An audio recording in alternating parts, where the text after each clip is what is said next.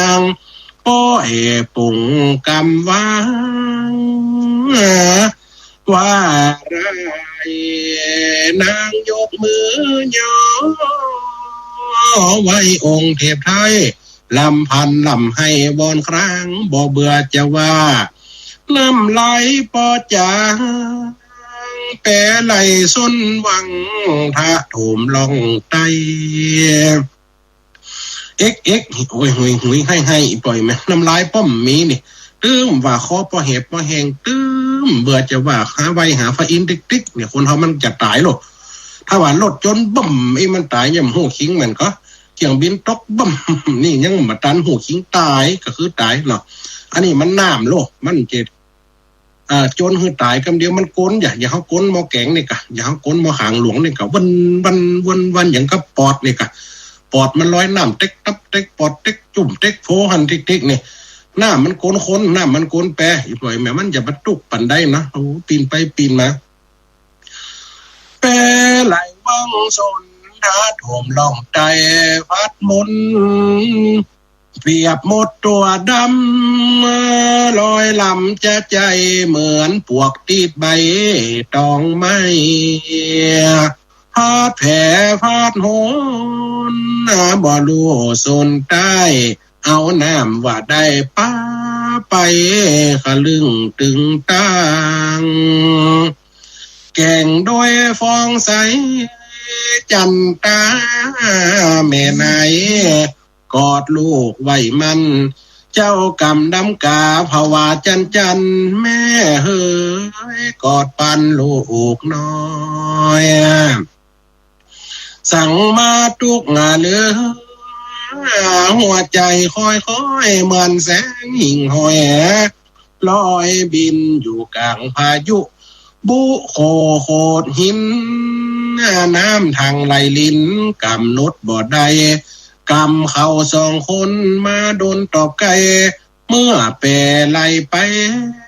เขวดกว้างบ่มีหินผาตั้งหน้าสว่างอันโผล่ขึ้นวังโซนลอยไปถึงโขดหินอีกหน่อยไหมยามเมื่อนั้นเกิดลมเกิดฝนป้าแปรไหลวนเอาไหนบ่ได้สมุดตีฟองวาดใจเกิดขึ้นสัตว์ไปฝั่งกำเอาแปรนั้นโหโดยคงแม่น้ำลมปั่นบาดตึงตังจันตาแม่ไทยให้ห้องหมดหวังคงตายจมหวังตีน้ำแม่กวางกำนั่นแปรไหลสัดไปแตกบางถูกข้างศีลาฝ่ามางลอยไปจนบุหินบุฝาไปลุบลับไปป้าแซมผาก้อนใหญ่อีปล่อยไหม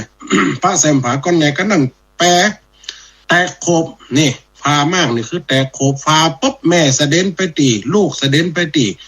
ปัดฝากกันกำนั่นจะตุกปันใดอีปล่อยไหมเนาะสาดไปแตกบางถูกข้างศีลาฝ่ามางแม่ลูกปัดหน้ากันเขาได้ละล้างแสนตีจางบรรยาจันตาแม่ไทยหวังได้โบตาจะวักกอดป่าป้อยก็กว่าจอยอ้อยหมายจะวักเอาลูกสมัดไก่มือไปแหมละจะว่ากอดป่าป้อยว่ากอดจอยแปะแตกกลางแปะแตกแหกกลางสองข้างลำถอยปัดกันกำเดียวเมื่อนั้นลอยกลางสมุทรบ่อสูดเผื่อฟันได้ไม่คนบัง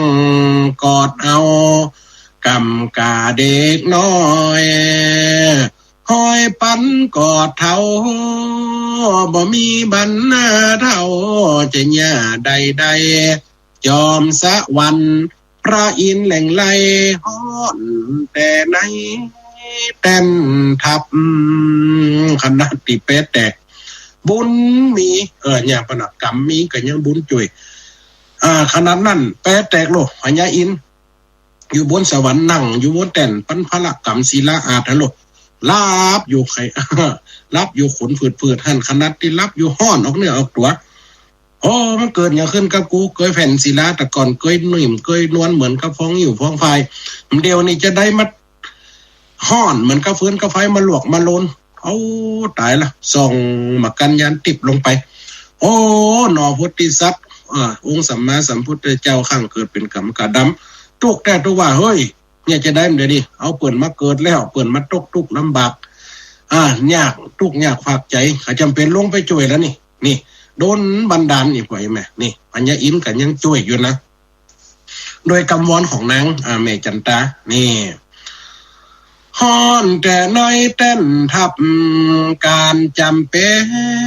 นกินข้อบังคับเมื่อโพธิสัตว์เจ้าเป็นไปลงมาพูดกรรมช่วยแจ้งส่องไขดลบันดาลในปาไก่ออกหันเจ้ากำกาลอยดาสดดันสู่แป้นปาลาบอดจ้าพาลานาสีอันมีเจ้าฟ้าปกครองอยู่ทาลาจ้าซ้ำเปิ่นมีบุตรนาลีงามตา7 คนพาดาเมืองใหญ่เมืองกว้างส่วนแม่จันตาน้ำปาออกข้างถึงมีทีลาแว่นแควนแปะแต่ขบเจ้ากำดำกากันลอยไปเทวดาพญาอินโดนบันดาลให้ลอยไปติดอยู่ที่เมืองปลาณสีเจ้าแม่อาจารย์ตาเนี่ยกับแตกแปะแตกลอยไปติดติวที่เมืองมิถิลาดูแตกไปคนตีคนต่างอีกว่าไอ้แม่นี่สวรรณาจะมาสอหากันจะได้เนาะมีโทรศัพท์เฟซกับมีไลน์กับมีนี่TikTok กับมีจะไปสอหาจะได้จะโทรจะได้ส่งจดหมายกันได้ยุคนั้นต่างคนต่างไปอยู่บ้านอยู่เมืองลูกพอดีเมืองของเจ้าเมืองปราณสีเปิ้นมีลูกสาวลูกสาวเปิ้นมี7 คนด้วยกันนะจะได้ห่ำต่อไปนี่นะเพราะว่ามีลูกอายุพอๆกับเจ้ากำดำกาเนี่ยนี่น้ำป้าออกข้างถึงมิถิลาแว่นแผ่นมาทุกหัวใจผ้าไทยกางแกนมาหนีบแน่นคอยต้อยขาดเขาขาดน้ำปอซ้ำพร้อมจอยเพราะนางนั่นลอยอยู่กลางฟ้องดันจักเล่าเขียนใหม่บรรยายก่อนอันตอนนงครานแม่ไทยอันนี้เล่าถึงตอนแม่ของก่อนนะแม่ติดไปร้อยติดเมืองมิถิลาเนี่ยมาได้กินข้าวกินน้ำลูก3 วัน7 วันร้อยอยู่กลางน้ำมองล่องจะเล่าถึงแม่มันก่อนไปติดอยู่เมืองนี่จะเกิดจะได้แต่ผอมมดพอดองพอผอมผ้าคว้าป้อมมีนะดุดลุยมดแม่จันตาขอบรรยายตอนนางนงครานแม่ไทยกอดไม่บงสร้างน้ำทางจะใจไปลอดฝั่งใดโป้นมานางให้ลำร้องมีแต่ห้ามหาเกิดรอดบูดดากำกาลูกน้อยจักเป็นเลือตายบ่รู้ที่ถ้อยมาเกิด500ตุกซ้ำตุกหัวอกแม่เหมือนเจยฝุ่นมุกกางแก้นหน้าแน่นมันดานางมีแต่ร้องเนบน้องน้ำตาย่างย่ายปาตาปาตัวออกปนโอ้ยนี่ให้หาลูกอยู่ไว้ปาตัวออกปนผ้าปูดขาดหายเปื่อยกายล้นจนนางมีกังวลใจนักบ่รู้ไปไหนย่างไปสำนัก เขตมิที่ลานาเกิดหาแต่ลูกเจ้ากำดำกาคงตกคงขาเหยื่อป่าเหยื่อกุ้งเงือกน้ำป่าผาจากป่าสะดุงจักลากหลังลูกลาให้ด้วยกึดหูข่าวเอาแหน่ลูกแม่ตกน้ำตกหนองเป็นเหยื่อกุ้งเหยื่อป่าไปเหยื่อจ้าลูกแม่ไม่ตั้งใดแม่ก็ลูกก็คุ้มเหลือกันนั้นแม่ยังพ่อจะตายปันอีแม่คนใหญ่พ่อปอเป็นคนมานี่เกิงคนมานี่อายุ40ไป50โลดตอนนั้นมีลูกนะเพราะว่าเขามีลูกที่ไปวอยบอนขอน่ะนะแล้วก็ลูกโลดได้3ขวบไปจริงๆจะได้ให้เกิดแล้วก็ให้เต้าแล้วก็ลูกแถมใหม่กำลังใจตัวเก่าดกแม่จันตานี่ก็ตุกเพียงตุกแต่ฮะจากป่าสะดุงจากลากหลังโลกลากนางเดินไป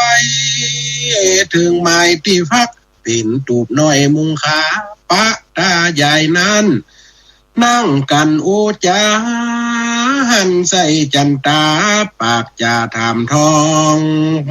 อย่างไปสักไปฟันนีจรเอาอย่างสักอย่างมีสักมีสีพาควักกับได้ใส่ตากับยายหนังเรื่องหันกินเขาไงโอ้ตาวันนี้ล้ำเนาะตำเขือนี่หรอตำเขียนใส่ไข่ก็ล้ำใส่ห้าก็ล้ำอันใดก็ล้ำหมดอยู่ตะการ2เท่าลูกกับมีนะเขากระตุกว่าการตุกเท่ามาปันอีจะไปปากมันตาเหยคนเดียวมีลูกกับลูกได้มันจะเลี้ยงพอโตย่านั่นย่านี่ลูกนี้เป็น7เป็น8มันย่ำเลี้ยงลูกมันย่ำเลี้ยงพ่อเลี้ยงแม่อ้ำจะไปตุกใจมันอะอยู่ไปกินไปอ้างกะ2เท่าอูกันอยู่ไปตำน้ำห้ำไปตำตัวน้ำเปียงหือดอกบัวเปียงอันจะไปเกิดอย่างมันหนักปุตตาเหยเพราะปากกำปากได้จะกินข้าวมันล้ำเนี่ยคนเก่ากันสอนว่าจะได้ชุกมันย้ำกินข้าวชุกมันย้ำเขารับเขานอนเหมือนก้อยไปแม่จะไปกำเก่าเปิ่นว่าตุ้มฟ้าลายมาเฮาคุ้นกำเก่ามันจังฟิตหัวกันนี่หรอใหญ่ฟ้าลายมันก็จะตักเปิ่นโลดตักเปิ่นคนก็ตักลั่นแซ่ลายเพิ่งดูพูดผืนนี่ซื้อมาใส่ทำไมโน่นี่หรอหมาหันหมาก็ตักเฮาหมาน้อยกับเฮาหมาใหญ่กับเฮาเนี่ยมันจะฟังได้บ่อยแม่ฟังอะไรเงินได้สาระประโยชน์เนาะตุ้มพาลายมาเฮาคนกำเก่าฟิตกัน2ตาใหญ่ก็อู้กันโอ้ยเป็นไผมุ่นอย่างมาพาคัวกำใส่ผมหนุ่มหลักสับเสกมาก้นเป็นล้มเหี่ยหน้าตูพนัดตบลมพ่นเฮ้ยจะได้นี่ปุตตาลูกไผลันไผบ้านไหนเมืองไหนมึงก็หันหน้าหันตาสักแต่มึงไปที่ไหนไม่ล่าอีน้องอย่ากะโจเข้าใจโจเข้าใจไปโป๊กหัวลูกผมอยู่นานอยู่ตาเป็นคนดีคนดักพอผมพอดองก็เรียกอู้กันกะอย่าถามว่าเนี่ยหันใส่จันตาปากจะทำทองว่านางสาวนาลีสาวลูกจากแต่ห้องหนเมืองใดนั้นเราสั่งมาดูหมองผอมยองลูกเก้าเป็นลูกเป็นเต้าคนใดเขตบ้านแขวนนี้บ่มีไผไหนมันไก่นอกบังยายยังไปแจงนี่ล่าเป็นลูกไผลันไผยายยังก็หันสักเตื้อเป็นลูกญานั่นญานี่ก็บ้านไหนเมืองไหนหลวงไผ่หลวงปลาก็ลูกบอกยายลูกพาขวาบ่มีฝมยี่ก่อแหงกาเป็นผีบาซาเปาะหรือว่านางได้เตียวสอดเจาะลงในปากกว้างดงดำอกเจ้าแม่อกกำเจ้าแม่กำตาใหญ่วอนกำถามน้ำจ่าเจ้าเมื่อจันตายินสองพูดเฮาก็ก้มกราบเอาบอดจ้าก้มกราบหลังตีนได้ยินคำเข้าหูหรอกว่ายายกับตาเหมือนแสงจากฟ้าส่องมาลูกหลามัวดำตัวข้าลูกนี้ถูกจี้ครับจำป้อนเอาใส่ลำแป้นำออกบานนางใดเล่าไม่ตามลายเมื่ออัน สุดแสนจะบันโศกไร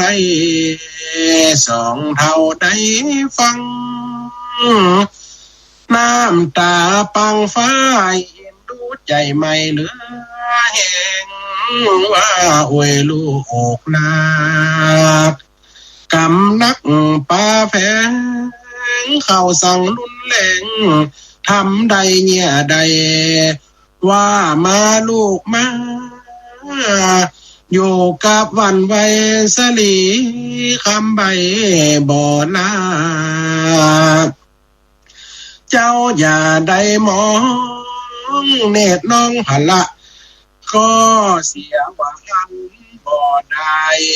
ดักเจ้าไม่ดังไรน้องจะเท่ากับไปเจ็ดนะเจ็ดตาเจ็ดมือเนี่ยให้กระอันได้ลูกดักเสียดักเตอก็เสียต้องอันบ่ได้บุญมีฝีกำลังบ่ถึงตายตากับยายอูไม่เป้าสังจันตาเทวีฟังตีกำอ้างก็ให้ไม่แควนจื่นนักจื่นใจขึ้นมา อยู่กับตายายได้เป็นที่พักมากินเหมาะหากินเหมาะแหลงเหมาะไงแม่เจ้าหลอดโปนล่วงล้นความตาย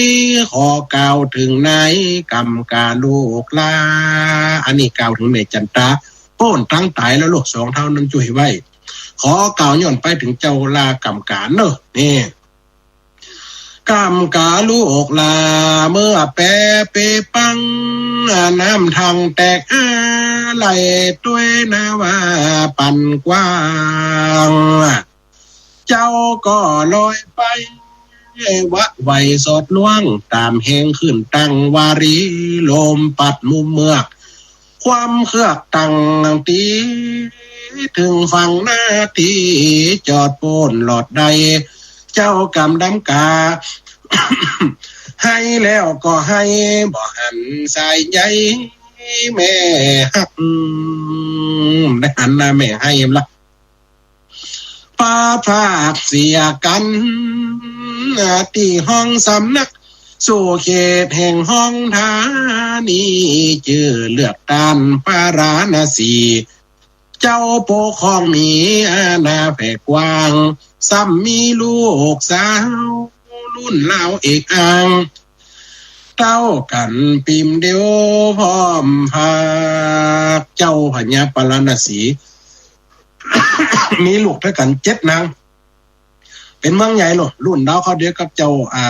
กำดำกานี่รุ่นเล่าเอกอ่างกันปิมเดียวพร้อมพาใหญ่โตอาโคยิ่งนามีญาติจากสวนเมืองมานำบาไว้ญาปากีกา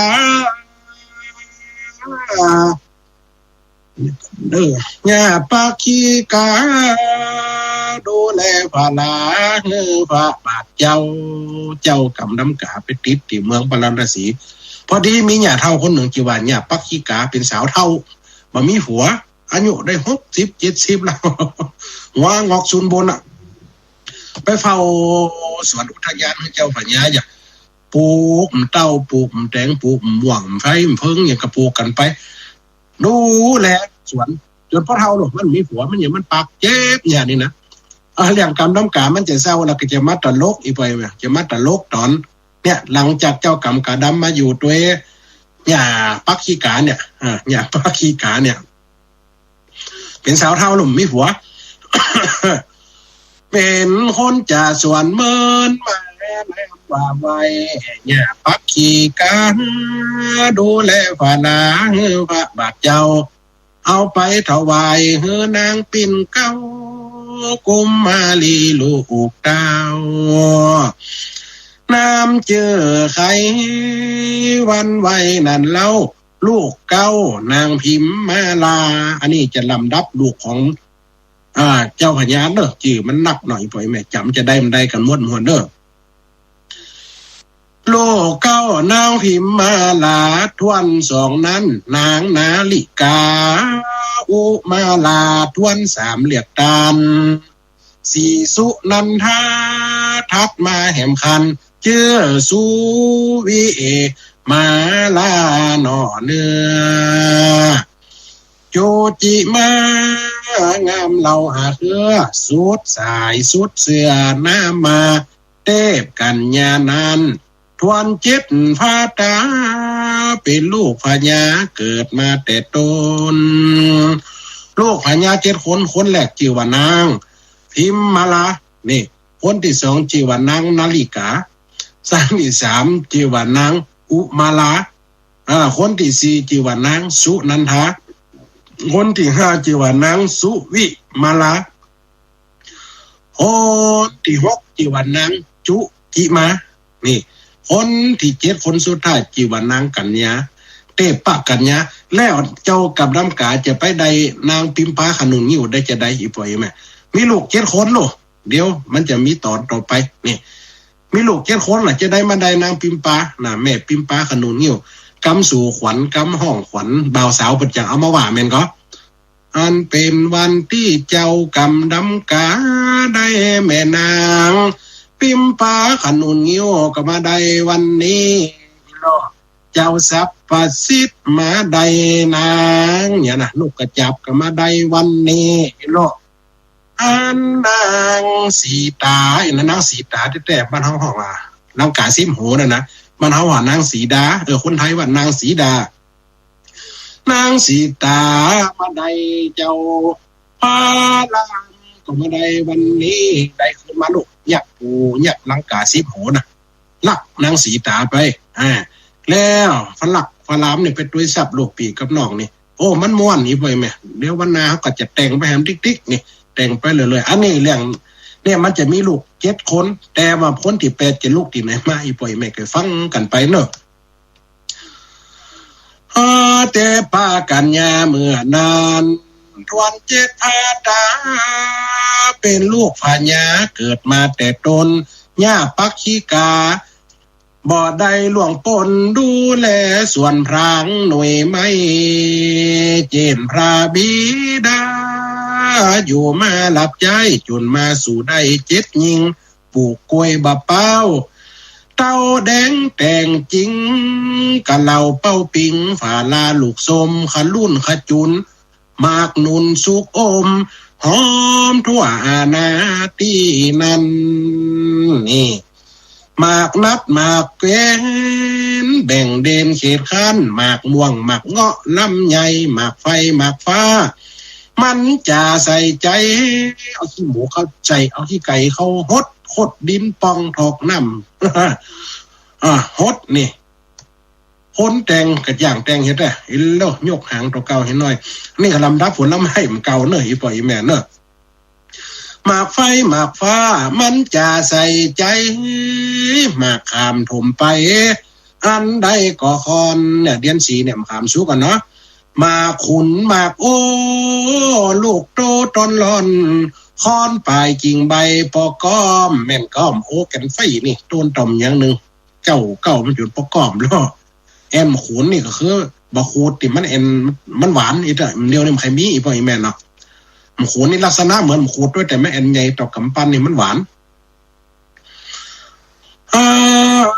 กิ่งใบปอก้อมหมากฟางสุกเหลืองหมากเฟืองสุกพร้อมลามต้นกิ่งก้าน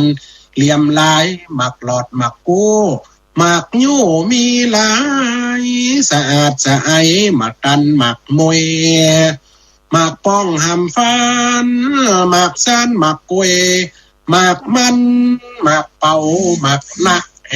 บะป้องหำฟ้าหนึ่งเดียวให้มันได้กินละก้าเนาะสมัยเป็นละอ่อนยังได้กินอยู่นะแต่ว่าคนไตเปิดเอาใบมาแกงอีแม่นี่นะเขาว่าแกงชะมวงนี่นะใบชะมวงนะบ้านทั้งหกใบมันป่องนั่นน่ะหน่วยมันจะยังพอเอายังกับมันจะยังมังคุดในแม่แต่ไม่แอนสีส้มเนาะแล้วมันจะสีจะเป็นลีเห็นหน่อยเขาพากึ่งฟาบีเอามาเป็นย่วงจ้านะเป็นย่วงเป็นลีจ้าน่ะส้มๆหวานๆมักอ่ะที่เราหอมกาวเดี๋ยวคนเท่าหลวน5-6 สีได้กินว่านี่พอดีเขาเกิดตันได้ ายเนาะมันเกิดยุคปลายแต่มันเฮาอยู่บ้านห้วยกล้วยป่าเรียกฮู้จัก หมากมันหมากเป่าหมากนะมีมากนาแน่มันปลูกสะปะเนี่ยปักขี้กาจะดูมันอยู่ในสวนม่วนตาม่วนหูอันใดก็จูมันรู้ที่ถอยหลังกองคอย่อฟอตัวน้อยๆย่างย่องย่อยจัดจ้าปลานาสีเมืองเจ้าหนอฟ้าเมื่อลงสู่หน้าเข้ามาจักเป็นสันใดฟังไปเตอนะหมดเวลาว่าไว้เป็นบังเก้าอี้เล่าสู่กันฟังก่อนแล่นายเฮ้ยจบตอนไปก่อนอีป่อยแม่ จบตอนไปก่อนเนอะเล่าถึงเจ้าแม่แม่เจ้าจันตากับเจ้ากำดำกาแป๊ะแตงแหกกลางเอามหาสมุทรต่างคนต่างปัดกันไปตกอยู่เมืองปาราณสีคนไปตกอยู่เมืองมิถิลาคนแล้วกำนั่นความทุกข์ความโศกที่หาบมันน่ะพ่อเปิ่นใส่ลายปลายสีกับว่าใดสองเท่านั้นช่วยแม่ไว้ย่าเท่าปักขี้กากับมาช่วยนอนนี่ไว้วันนานะจะฟังพ่อย่านี่มันจะมาตลกในตอนต่อไปอีกไปแม่ย่าปักขี้กาเนี่ยมันปลูกโลกปลูกสะปะเต้าแตงมันกุกกาสะปะปลูกไว้เจ้ากับน้ำกาเนี่ยเป็นละอ่อนหูความหูชีมีต้นอย่างก็เข้าไปก็จะไปพอสวนเนี่ยจะไปพอสวนน่ะจะไปหลักกินผลละหมากหลักใหม่ของเนี่ยปักขี้กามันจะม่วนตันเนี่ยเนอะอีบ่อยแม่คนฟังรายการทางลำปางเนาะถ้าว่าพอทั้งFacebook ไล่มันได้กับไปพอทั้ง YouTube ช่องของเขื่อนฝายหินเนอะเขื่อนฝายหินอีป่อยแม่นเนอะโยมแม่บัวขี่ โยมแม่อำพรเนอะแม่บัวขี่เปิ่นจ้างทันสมัยน้อยก็ได้ฟังอีแม่ลำปางเฮาได้ม่วนเด้อจะได้ฟังนะอาจารย์นเรศเขามาฟังนมัสการเนาะอีเนาะกิษณะละหุลักตัวเหล็กเนอะคุณครูเจริญพรเนอะนัฐการนัดเนาะแล้วก็นารินกับภาษาอังกฤษนี่กำลังถูกกันเนาะเทพบันเทิงบ่าวน้อยนมัสการครับเนี่ยเจริญพรเนอะอันตุเจ้าน้อยมงคลธาดาไวสาเนตุปีเนอะวัดอันเนี่ยก็กอกเนี่ยเรื่องบ่เจ๊กกอกลุงพ้นนะ จำได้เนอะแม่บุญหลานวันนะวงวันนี้ได้ทักทายฝองเนาะไอPUA เนี่ยนะบัญญัติกะเนาะบัญญัติอีเนาะภาษาอังกฤษเนาะอ่านได้ฝองนะหลักเก่งพอได้เนาะไปสมศรีเนาะอาจารย์ในวุฒิการมันใครหันดูไปอาจารย์ออกกันได้ฟังกันแต่ฮะอาจารย์พญาติวงศ์ไว้สารอาจารย์เนาะอาจารย์โจกับมาฟังนี่แม่สมควรใจน้อยจะเลื่อนพรแม่สมศรีหลายคู่หลายท่านเนี่ยเรียนความกันโอ้ยไล่มันเข้าไปไหนเป็นไหนหมอเนาะโยมแม่พิมพ์นะแม่พิมพ์เนี่ยได้พออยู่แม่พิมพ์เนี่ยได้พออยู่ว่าแม่กระโทรมาว่าความได้ฟังอาจารย์พระปีเราทั้งเมืองแปดเนอะนมัสการไวสาเนอะKRO กันลวิทย์อีกอะมวนเด้อมันไก่มันไข่หันคำนั้นมันแปดตาดด้วยอีพอยแม่ได้ฟังรายการเนี่ยมันกล่าวถึงเจ้านอพุทธิสัตว์ได้ตกหลักกรรมลำบากในเจ้ากรรมกาดำเนี่ยแต่ว่าเรื่องแต่ที่ผมเข้าไปอ่านนะทุกปีตัวเอาหนักทางเมืองแปะมันปัจจะมีตำนานอยู่ที่วัดอย่างนั้นทุกปีอันท้าวทุกปีจำได้พิมพ์บอกผมกำเนี่ยวัดอันอย่างก็แต่เมืองแปะนะเปิ่นมีตำนานเปิ่นเขียนอยู่ตีผาผนังวิหารนะเปิ่นมีผนังวิหารเนาะเปิ่นมีตำนานของเปิ่นไว้สายเหล็กไผ่นี่สาธุเจริญพรไว้จ่ายพระอาจารย์เจ้าในฟังอยู่เลยโยมยายพรขาประจำน้ำทีมหายมาไปจะเรียนกันไปเปลี่ยนเบอร์โทรเบอร์โทรเหมือนกันขนาด103กับ105นี่นะละเสียงกับเหมือนกันกำวังเหนือชัดเจนก่อนวังเหนือชัดเจนก่อนอาจารย์เฮ้ยชัดเจนดีเนอะน่ะชัดเจนดีโลกกำกาดำแม่กำกาดำนะครับย่ำพังกันพูดว่ากำกาดำกำกาแดงมันมีสองโมงได้ฟังกำกินข้าวอยู่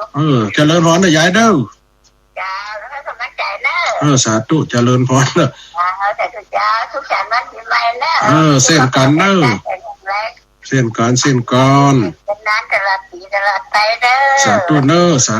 ะเดี๋ยวเดี๋ยวเสียงเหมือนกันก็เหมือนนะนี่ย้ายพรเนี่ยวางย้ายเลื่อนกันสาธุเจริญพร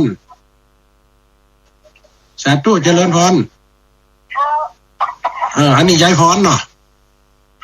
ขนาดเสียงกับเมื่อกันอายุกับเต่าด้วยกันนี่นะ80เลยก็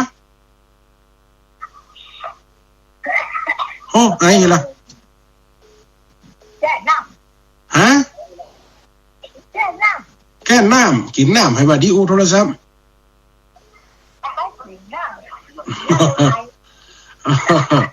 สาธุเนอะสุขสันต์วันปีใหม่อันจุวันโนสุขังพลังเด้อยายฟอนยายเลือนเด้อฝ่ายหินเดี๋ยวนี้ได้ฟังกับฝ่ายหินก็ขึ้นสีขาวตะอันเนาะมื้อนั้นขึ้นลำปางยังหายไปนะเพราะว่าเป็นห้องปิดสถานีไปก่อนหมู่ลำปางได้ฟังให้กันบืดบาดๆนั่นเด้นี่ไปยังวัดหยาบว่ะสาธุเด้อยายเลือนยายฟอนเด้อ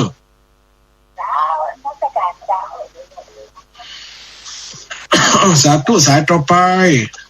เจ้ากลับมาเถอะเจ้าท่านพระเจ้าแม่สุกแก้วบ้านศิลปรสีเสียบ้านห้องละปูนได้เงินชัดเจนดีเด้อสาธุทั้งปูนชัดเจนดีขึ้น98.75วัดห้วยสองซักชัดเจนไปเลยเด้อเจ้าสาธุเด้อเข้มข้นเด้อน้ำตาไหลตัวเจ้าสาธุเด้อแม่เปิดลูกวัดแม่นั่นแหละธรรมดาเนาะก็นี่มันจึงมีคู่โคนแต่มันติดจับแม้ถึงจัดนี่นะนอพุทธิสัตว์ถึงโดนกูจัดกินจะเป็นพระพุทธเจ้าเพ่แม่สุแก้ว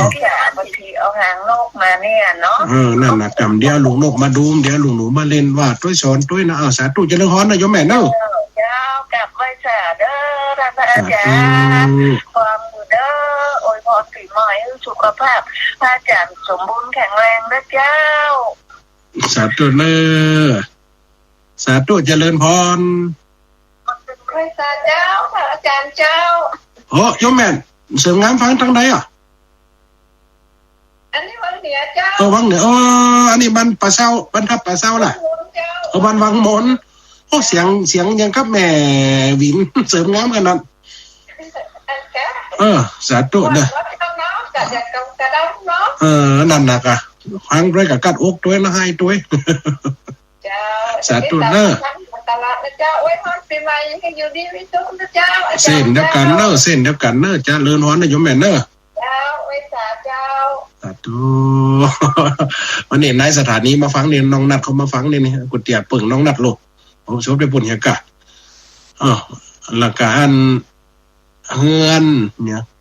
กาสกรนี่กะโอ้แต่คืนป้ากันเนาะเขาติด2ธรรมะแต่คืนเวลามันน้อยครับ FC นาขายในเมืองลำปางนะครับสาธุเจริญพรเนอแต่คืนไปเตดวัดที่ใจ2ธรรมะก็อาจารย์นนพลแก้วเก๋อาจารย์เก๋น่ะอันเวลาเป็นจำกัดกะเฮาอันเป็นนักวิชาการนักนะซบโยมแม่แก้วเนาะโยมแม่แก้วตะคืนไปเตดเนาะตะคืนอาจารย์เพิ่นก็ฟังอยู่โยมแม่ปีเกษตรศักดิ์นะเจริญพรเนอะแม่จันคำเสมอกันสาธุเนอะฟังอยู่เจ้าเองนะเวลาจะหมดเวลาไหนปล่อยแม่เนอะหลายผู้หลายท่านที่ตั้งมาทั้ง Facebook ก็ดีที่โทรมาก็ดีมันนี่จะขาประจำเนาะนี่ทางลำปางมันมีคืนทางลำปางคืนมันหายไปแล้วมันได้หมดเนอะจะคืนมาหนักคนเฮาก็รักให้น้อยพุ่นน่ะหลายผู้หลายท่านได้หลายคนอีปล่อยแม่ได้มาฟังมันก็เป็นคติสอนใจอย่างเรื่องตะกี้น่ะมันจะแวะสอนนึงคนเฮาบัดนี้กำเก่าคนกำเก่ามันจังพิษกันเนี่ยตุ่มพาลายมาเห่าคนกำเก่าจังพิษกันเพราะว่ากำเมียเนี่ยได้ปัดฝากจากกันได้อย่างเพราะบ่ฟังกำหรือว่าไม่เชื่อใจกันใส่ความกันสุรามันก็อยู่กันได้หลายกูหลายคนลูกเป็นกำพร้า5 ซิ่วนี่บางคนลูกเต้าเหล่าหลานปัดฝากกลายเป็นกำพร้าอยู่กดปอกกับแม่มันได้กันอยู่กับตากับยายคนเฮากับมาตุกใจครับนี่บางคนกับมาตุกใจเนี่ยอย่างลูกเต้าไม่เอาหาสิ้นปีทำให้ฟ้องกันล้ออย่าเขียดล้อน้ำล้อฝนเนี่ยลูกเต้าเขาปันเขาไปเนี่ยการตั้งใจตั้งนาบางทีเขากันทำเขาได้เงินลูกปีใหม่ปล่อยเขาไปเถอะ บางคนหลังปีใหม่เขาอาจจะมาก็ได้หรือว่าสงกรานต์เขาหรือว่าวันละที่เขาจะได้มาเขาก็ได้เงินได้ทองเอามาเพียเหลือในจนเจือในครอบครัวมันก็เป็นบางคนคนเฒ่าจะน้อยใจอิ่มใจในอีพ่ออีแม่นะโอ้ลูกเปิ้นมากันบึดๆบัดๆลูกเฮาเนี่ยโอ้กองทางไหนก็ได้เงือซ้ายก็ได้เงือขวาก็ได้รอให้ลูกให้เต้าเข้าบ้านมาบางคนก็น้อยอกน้อยใจเป็นซึมเศร้าไปเฮาคนแก่คนเฒ่าเฮาก็วางใจนะเอาธรรมะเป็นที่จังอีพ่ออีแม่เนาะธรรมะเป็นสิ่งที่ชโลมจิตใจ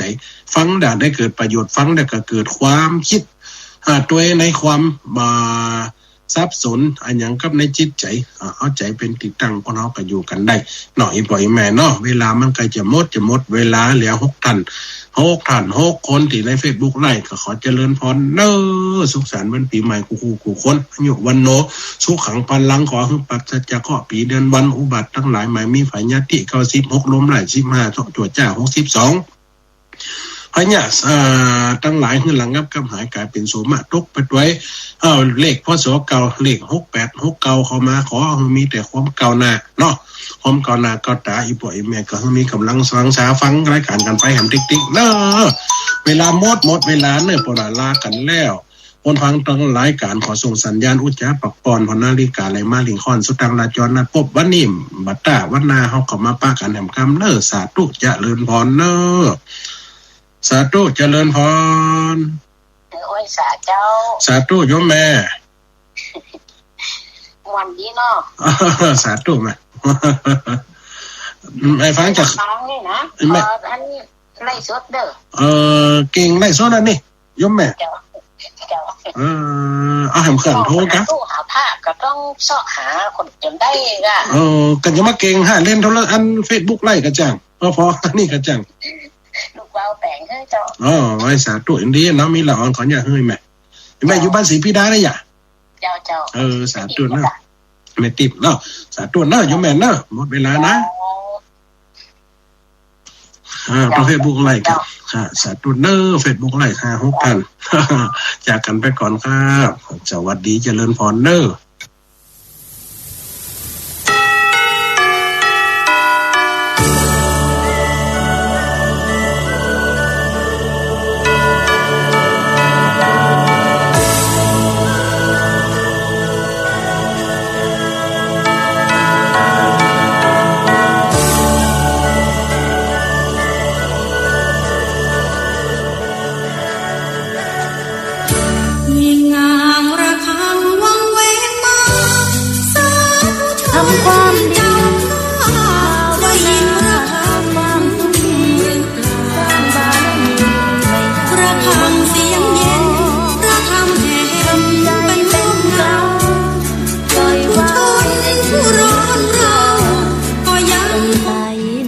เรื่องร้อง